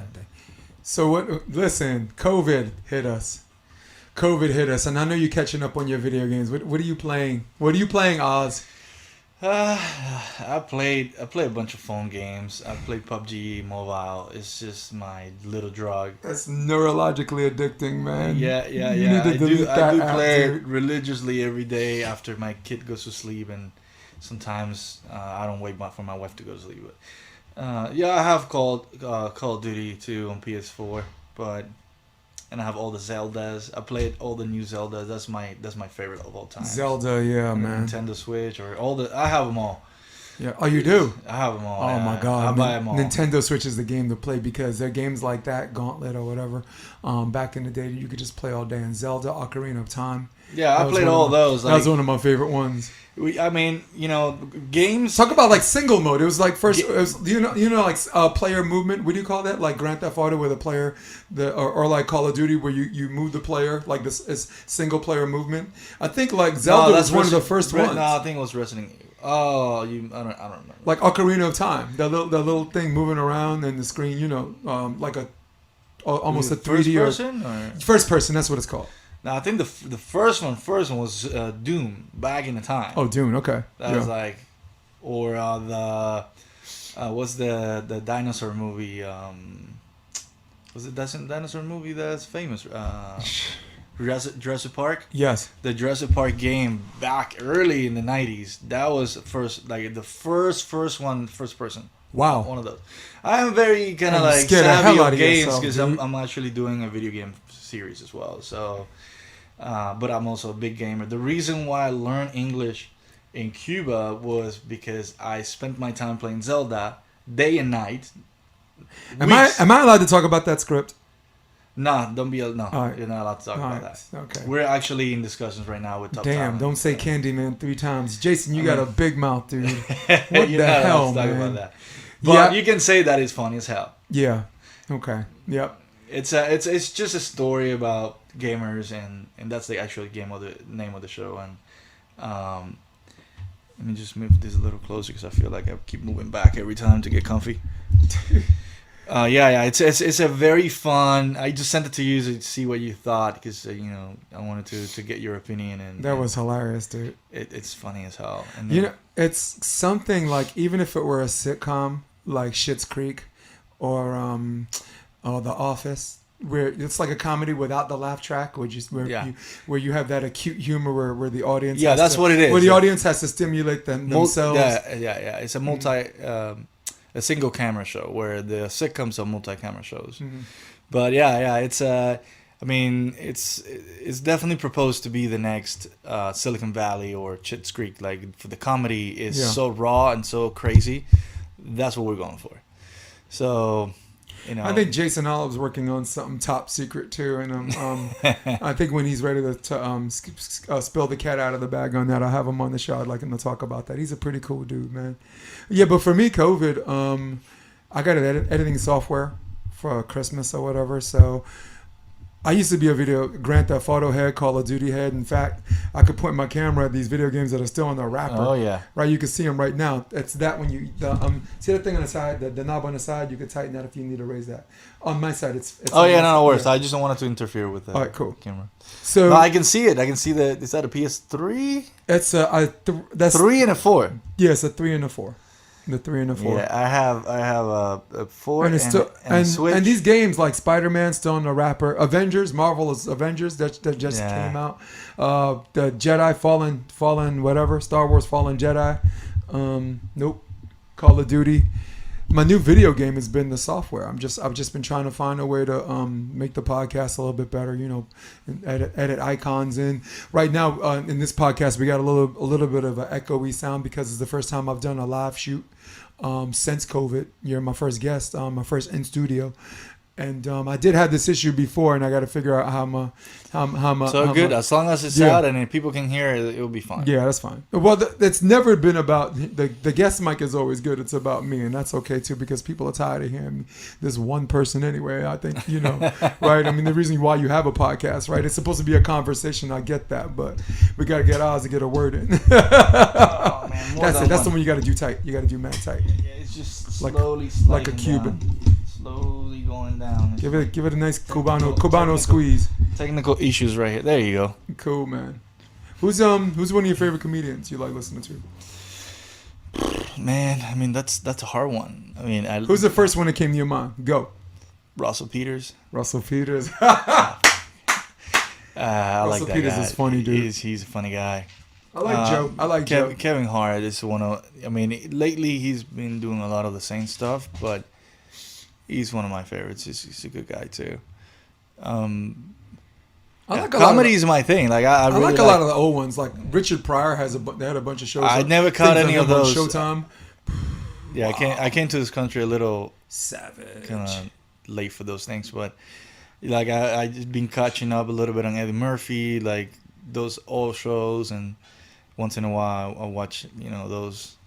But yeah, I mean, it's a tough time for comedians, though, right? I mean, COVID. It's so hard. Forget about COVID. This whole cancel culture and people's oversensitive. Yeah, it's just that was the second thing. Yep.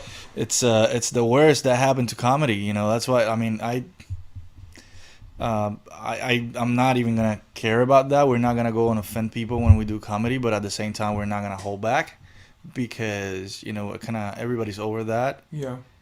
And in reality, even before social media. There's no way that you can supply everyone of the same. If somebody's or a group of people always going to be unhappy. You know, it's a thing that I grew up in. You cannot make everyone happy. It's impossible. No. The problem now is that this is megaphone of people talking in social media about how unhappy they are about everything, not just one thing, and then it's out there for everyone to see. Where before you didn't have that, and you still have the group of people unhappy, but okay, that's okay. They have a voice, but at the same time, you cannot make everyone happy. So you gotta live with a group unhappy, and then hopefully the 90 other percent happy. Yeah, and I mean, for me, I think Jamie Foxx said this. You gotta let comedians work. You gotta let them say whatever they have a bit. You know, and a lot of times before it goes, like famous comedians, before it hits like a big stage, the Comedy Store or there's somewhere where their bits, they're going to try out their bits, you know, off camera, no, they're not allowed to film or whatever. Yeah. And you have to see what works and what's funny and what's not. And I think if someone offends someone, then they offend someone. That's fine. They apologize, then you got to know they're not out. They're not, comedians are not out there directly to inflict or bully or target a specific group and make it their life's mission. That's bullshit. And like you said, cancel culture. Comedians made like their job is to make people laugh. And if you go to a comedy club and there's something too rough there that you cannot take, probably you shouldn't be in that comedy club. Agreed. You should be at home reading a book, something that makes you feel great. Well, that's it. Remember Eddie Murphy. You're not gonna go to a. Thank you. Let me just say this: like, you're not going to go. The first thing that came to mind because we're doing something in this area is, you're not going to go to a public bathroom if you know you hate a public bathroom. They stink. They're horrible. Sometimes there's no water, toilet paper. You're not going to go in there because even though like you really have to go, right? Like you really have to go. You have the need to go, but you guess what? I'm gonna hold it. Yes. Right? That's it. And that's why I love my analogies. They're horrible. Yeah. But you're not going to go to... Why do you go to a comedy club if you're going to be offended by something that they say? Like, all right, so check. Go. I'll give you an example. In the early 80s, Howard Stern. Like some of the outlandish shit he was saying and whatever and this and that. It was 81%, I'll give you a random number, were appalled by what they were hearing. 91% of that 81% are going to listen to him next week. And like you said, don't go to a place where you're expecting where you know what's going to happen and think you're going to expect something different. Eddie Murphy, when he did Delirious, I think Eddie Murphy did it on 7 days notice. I think he was super subbing for, I think it was John Belushi. John Belushi like killed himself, overdosed on drugs. And I think Eddie Murphy was just on stage moving back and forth, just trying to find something that works. And he just said, old people get offended easily. Y'all should just get the fuck out now. You know? And he said, in case you brought... I love those days, he said, man. in case you brought your kids thinking you was going to see the Eddie Murphy from Saturday Night Live, you're probably going to be in for a surprise. Yeah. He says, if you want to see me on Saturday Night Live, you can watch it on Saturday night. And if you pay to see that, you're a stupid motherfucker. So the only way he can be comfortable, he had to come right out the door and set the rules. Set the rules, you know, and back then, you know, you could use the word faggot. He's like, faggots ain't allowed to lick at my ass while I'm on stage. That's why I keep moving around. I don't know where the faggot section is. So it's one of those things where like a certain audience might find that funny. And in the 80s, a large group of the audience might find that funny. But today, just the F word itself is hypersensitive. Yes. Yeah, it's crazy. Like, I got flagged for hate speech on Facebook. Because somebody posted on my wall that a Canadian got arrested for blackface. He's famous for pulling like publicity stunts, and I typed crazy Canadian, and I got flagged for hate speech for calling him a crazy Canadian. And I wrote to Facebook. I said because you know me, I want apologies from everybody today. I said I want a letter of apology written by Facebook for accusing me of something so vile. A hate speech is actually allowing a guy with blackface on my Facebook wall. Hate speech is allowing someone to post that this dude gets arrested for blackface on my wall. It is not hate speech to call a crazy Canadian a Canadian. Canada is not an ethnicity. Okay, it's not hate speech. And Canadians, last time I checked, are not a protected class. So Facebook wrote a letter of apology to me. I was pissed. I was pissed. And I felt uncomfortable. Like I've been feeling uncomfortable lately, you know, which is why I'm making everybody who apologize to me. Stop saying that I am, that I'm not. So it's very, very easy for someone to just see something and then just go on the jump. Like Joe Rogan, right? For months, even now, is under hot water for something that they call transphobic or homophobic comments. And you tell me, because we could have a debate about this. He said, look, there's a fighter, Fallon Fox, that was a man that had a sex operation. And within 11 months of that sex operation was fighting in the women's division. Starching bitches. Okay. Listen, this fighter is like 25-1. And I'm like, who's the one? First of all, to me, I'm like, who's the one that beat him? It was Leslie Smith, UFC fighter, and Leslie Smith could beat a lot of men, so that's not so surprising. So Joe said, look, we need to have a conversation about this. And when he said that, boom, because he's so popular now and because everyone's looking to a comedian for social advice and everyone's looking to a comedian for political advice, when he heard what he said, don't listen to me. Dude, I'm a fucking moron. Like, if you ask me what I do for a living, I'm going to say comedian first, UFC commentator second, and then whatever comes after that. And to me, I think it's unfair for us as for what we see physically with our own two eyes and not like what we see and say, let's have a conversation. If I'm bigoted, show me why I'm bigoted and show me why that's okay. And I don't think he deserves that criticism.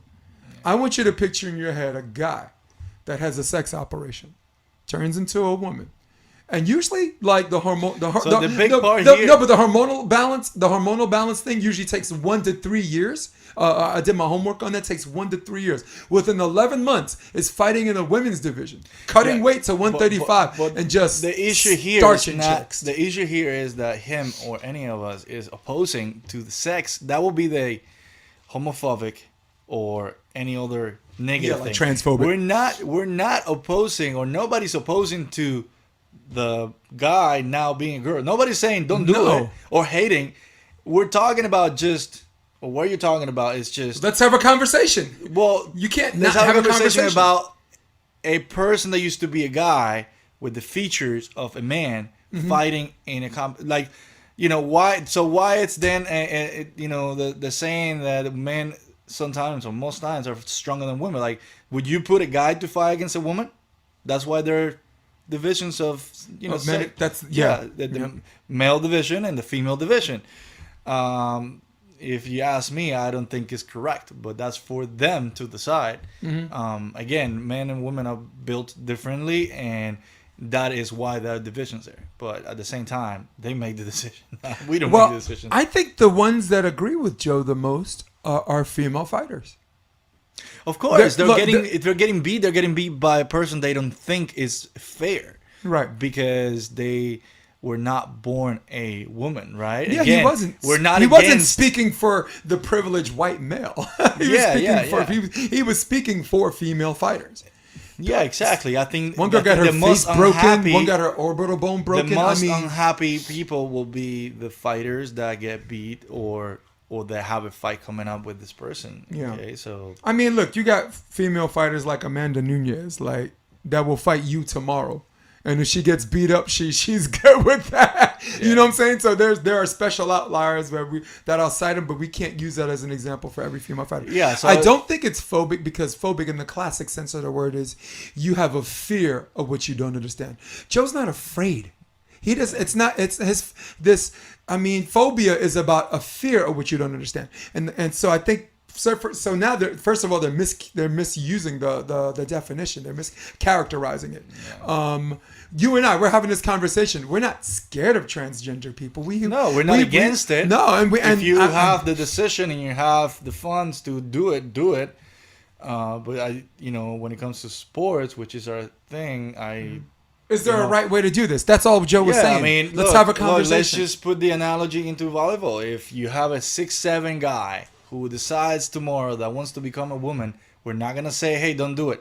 But is it fair to let the 6'7" guy who doesn't need to jump, now being a woman a year later, to play in the women division? Is that fair? Let's just think about maybe a year later. I think it's unfair. 3 years later, when the hormones me examining the science where they make this full transformation to what we would call they or her, what have you. Yeah. But a year in, 11 months in, let's have a conversation. Do you think that the athletes out there that have been fighting for a spot in the main draw or international tour will be happy with that? Let's just put that in the question out there. Agree. Yep. Let's just put it out there.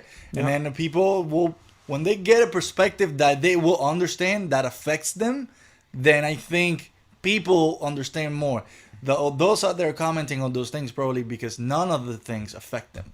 Well, to me, the argument I have, like, look, if someone recognizes that black people are being untreated fairly by the police, are you going to have a conversation with a bunch of rich white girls, or rich fat white girls, or rich skinny white guys about how they should be treated and what's fair and not? No, you defer to a black person. You defer to someone at least African American at the least, and at the most, someone who has been affected by the police. Yeah. And that's the argument I think we're agreeing on. If you want to, instead of just calling someone transphobic, we're going to cancel him and this and that, how about you get around to having a conversation with male fighters who may or may not agree with Joe, and female fighters who may or may not agree with Joe. Because when those headlines hit, that form of yellow journalism, I'll bet you not one journalist, no, I'm not, fuck that, I ain't calling them a journalist, reporter, okay, just a parrot. You see something, call him on a cracker, okay, just reporters, okay. I'll bet you not one reporter went to called up or reached out to an MMA fighter and asked them their thoughts on that to get a quote. Joe said this. We want to know what you think. People are afraid to talk. Or maybe they did, and people are afraid to talk because of the whole situation. Like, you cannot say, this is just insane what's happening, that you cannot even say what you think, and then everyone just jumps on you. Like, it's just very, very interesting. I think, look, there's a general set of rules that everyone should just be on board with, okay? Like, if you're a racist, like if you hate someone, if you think you're superior or inferior, if you think someone's superior or inferior based on their race, you're not on my fucking team, okay? Or anything else. Or like if you're down with like yanking kids from their parents at the border, that's not a Republican or Democrat thing. You're not on my fucking team. Okay, yeah, so sorry. Some governments more than some. But like, there's a general set of rules. But everything else in the middle, let's have, like you said, let's have a conversation, particularly with comedy. You gotta let comedians. Well, I think it's more conversation, and then even after the conversation, understanding that you like New York pizza, and I like. Yeah. I hate Chicago pizza, but I might like Chicago pizza. And then we are sitting here and talking. You son of a bitch. I hate Chicago pizza. You son of a bitch. No, I hate it. Honestly, with all my heart. Like I've eaten it a certain amount of times. I've never had. I want to puke. I never had Chicago pizza. It's not good. I had Pizzeria Uno, but that's not Chicago pizza. For those Chicago pizza lovers in Chicago or here, I'm sorry for you. Take a trip to New York. Yeah. I make pretty good homemade New York pizzas. Get out. Thin crust, I think it's my thing. Get out. Nice. Yeah. Cool, man. Me and my wife. My wife does more of the work. I like that.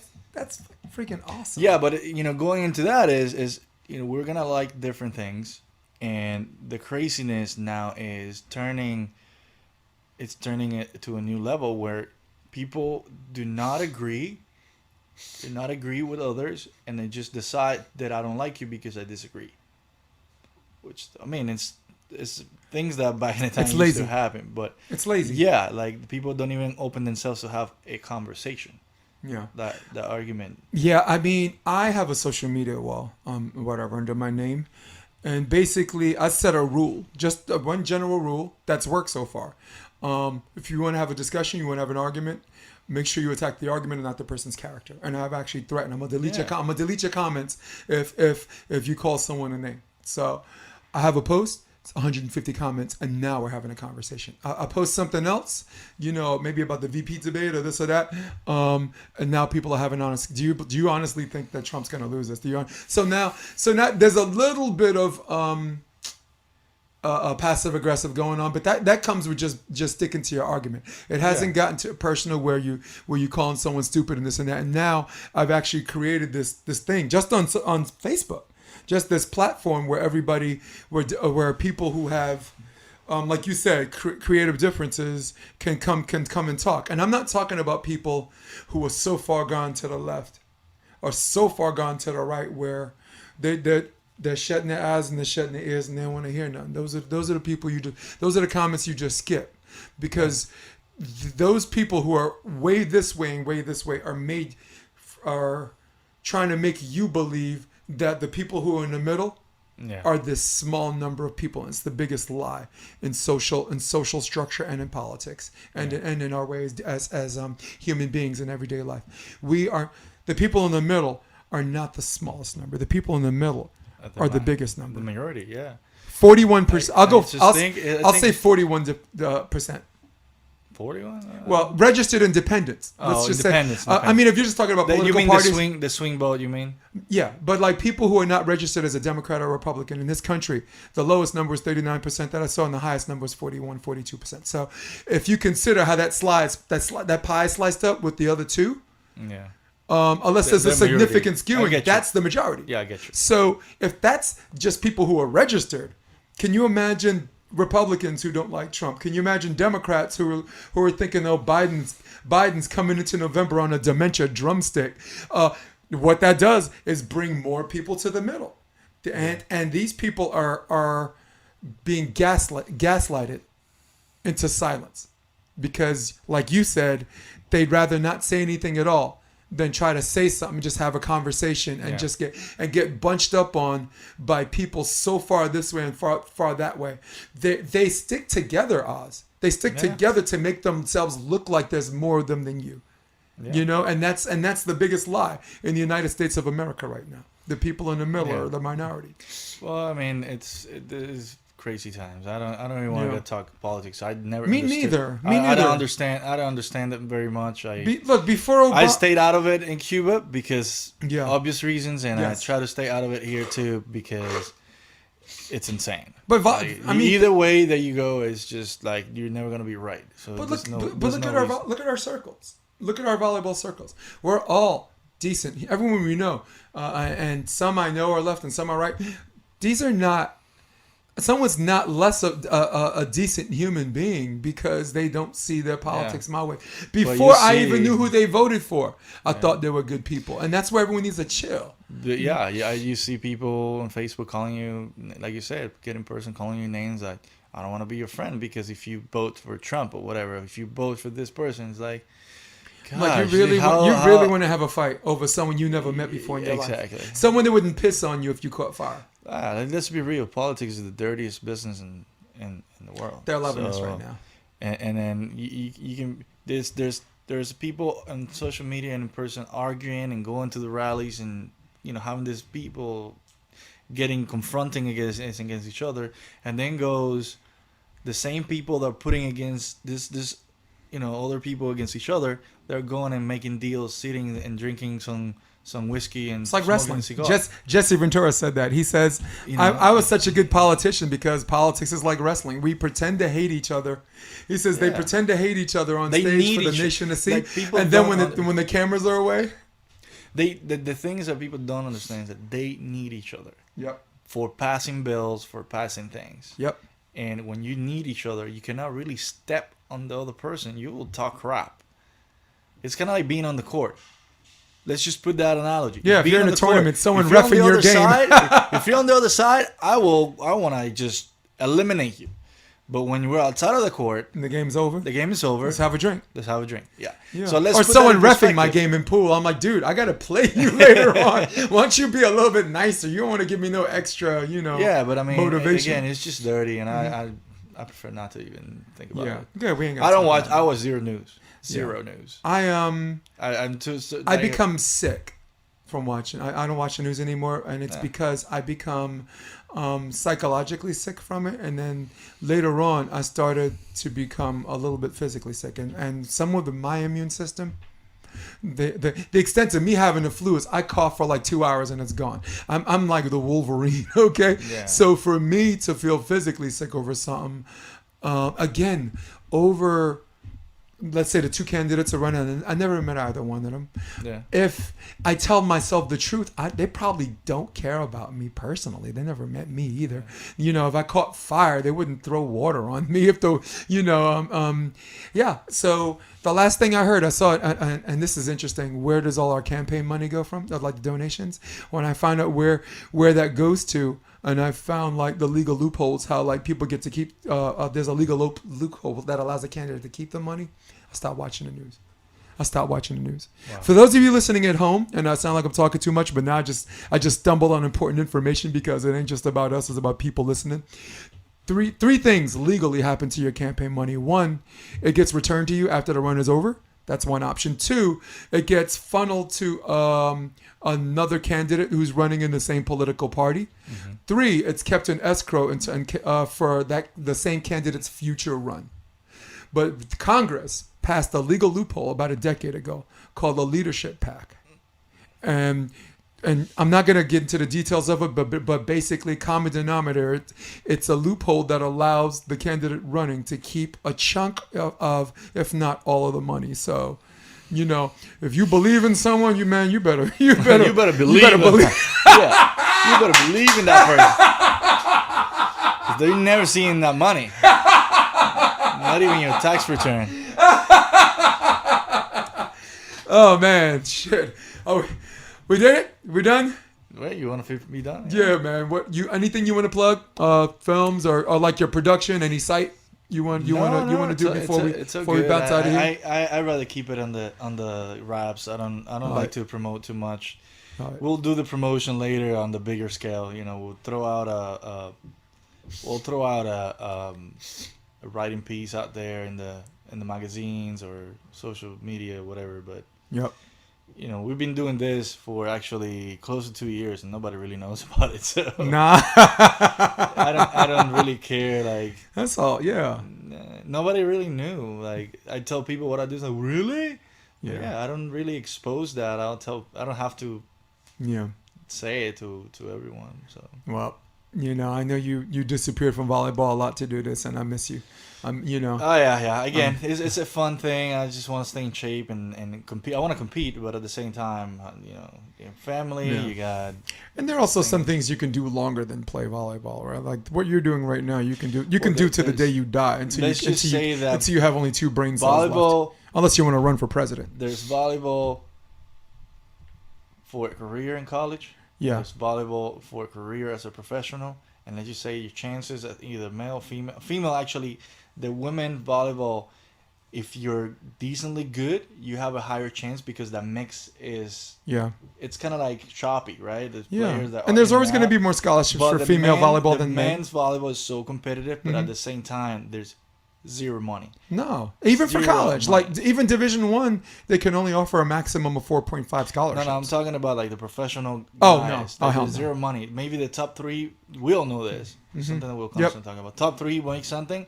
Everybody else has to have a job or 2 jobs and survive somehow, unless you're rich and you know your family supports you. Or you got sponsors out of the wazoo. Big up to the McKibbins, man. The McKibbins won an amazing race. That's it. Did you see Amazing Race last night?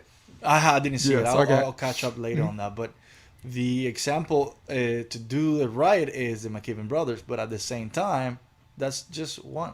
Yeah. Right? Yep. And they're not in the main draw. Yeah. Well, they knew their brand would make more money than the brand makes breaking way up. More than than breaking up. They can survive with that brand. Yeah. They do really, really good. Everything they do is actually really good. So, but that's one. That's the thing. Like all the other guys that we all know, they're hustling to make it. They're struggling. Yeah, they are. They have to live at home with their families. Or they need somebody that kind of sponsors them. But what does that sponsor mean? Like somebody that's lending you money? You know, like a lot of guys live in the East Coast. They're not able to move here. Agreed. Yep.